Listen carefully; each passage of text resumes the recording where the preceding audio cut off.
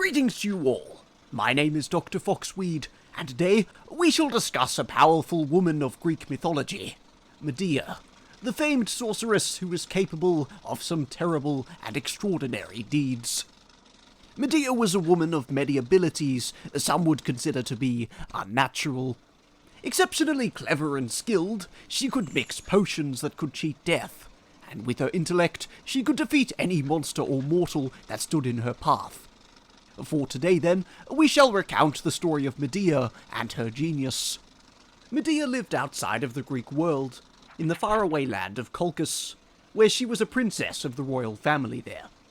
Her power was connected with the gods. She was the granddaughter of the sun god Helios, and in some traditions, she was also descended from the goddess of witchcraft Hecate, a figure we have discussed in a previous lecture. That Medea was famed for her resourcefulness is immediately evident from her name. The scholars have long recognized that Medea likely stems from the Greek verb merdomai, to scheme, to plot cleverly, and this is immediately borne out in Medea's story, given her talent for magic and trickery.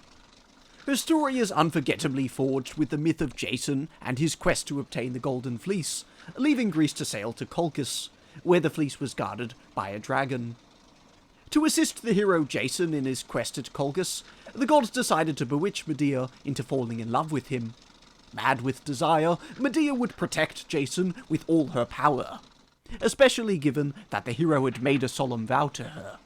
Jason promised to marry Medea and to escape with her to Greece. One would not be a simp to suggest that Medea did much of the work for Jason. In one famous story, she daringly approached and gave sedatives to a dragon guarding the Golden Fleece, so Jason could sneak past without combat.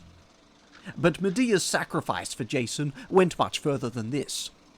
When the couple escaped from Colchis with Jason's crew, they were pursued by Medea's father, King Aeetes. To keep him at bay, Medea had her very own brother killed and dismembered to keep the father occupied with picking up all the pieces, allowing Jason and his ship to escape. After the couple married in Greece, they would later return to Jason's home city Iolcus, where Jason intended to rule as a legitimate king, bringing back the Golden Fleece. But his uncle Pelias was a tyrant and refused to step down. Medea, as always, intervened for Jason with a clever plan. She pretended to be the goddess Artemis and told Pelias that she could make him young again, chopping up an old sheep and boiling it to create a lamb. The daughters of Pelias, amazed by this demonstration, convinced Pelias to be sliced up into the pot. But this time Medea did not use her supernatural abilities. Pelias was no more. Despite the tyrant's death, Jason would not end up ruling his city. Both he and Medea were now banished from Iolcus forever. Fugitives without a homeland, the couple moved to Corinth under the generous protection of King Creon, and there Jason and Medea had 2 sons. It all seemed very well, yet despite this seemingly peaceful settlement, it is actually here that the real tragedy of Medea truly begins. The horrifying events to come were famously performed on the Athenian stage in 431 BC, in the play Medea by Euripides. A revenge tragedy in the purest sense of the term. Already by the play's opening, Jason has turned his eyes to another woman, the Corinthian princess Glauce, and they would soon join in marriage. Jason, therefore, had broken his earlier marriage vow to Medea, and as a Greek woman, she was now betrayed and dishonored. But Medea would not stand for this, and decided to fight back. Gunaiga talamen pobu plia, kaketes alkein kai sideron e soran, hotan des eunen e decemine kure, ukestin ale pren miai ponotera. For in all other matters, a woman is full of fear, and hopeless to even give a glance to war and weapons, but whenever she is wronged in marriage, there is no other mind more bloodthirsty than hers.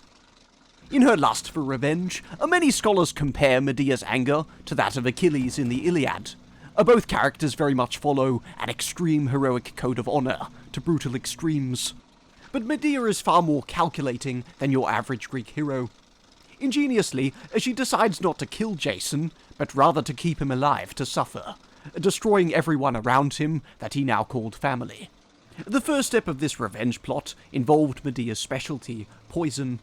So she had her children innocently bring gifts to the Princess of Corinth, a robe and a tiara, which were secretly doused in corrosive poison. The princess, putting on the gifts, would subsequently die a slow and painful death, her head bursting into flames, and her father Creon would also die tragically, embracing her poisoned corpse. The next step in Medea's revenge plot in Euripides is more controversial. For shock value, Euripides decided to go all out, presenting Medea as the murderer of her very own children. Some scholars have even argued that Euripides was the first poet to present Medea's story in this way. Another earlier tradition had only viewed Medea's killing as an accident. In any case, armed with a sword, Medea killed her very own sons, in order to hurt Jason, destroying his plans to live with a family. Not long afterwards, the play would end with Medea's escape from Corinth, taking a sort of getaway car out of the city, sent by her grandfather Helios. Medea would live for another day. That concludes our lecture on Medea, a figure of great creativity and intelligence. But as Patricia Easterling once wrote, this same creative power of Medea, unharnessed by passion for revenge, could be used to commit some truly terrible atrocities. Class dismissed.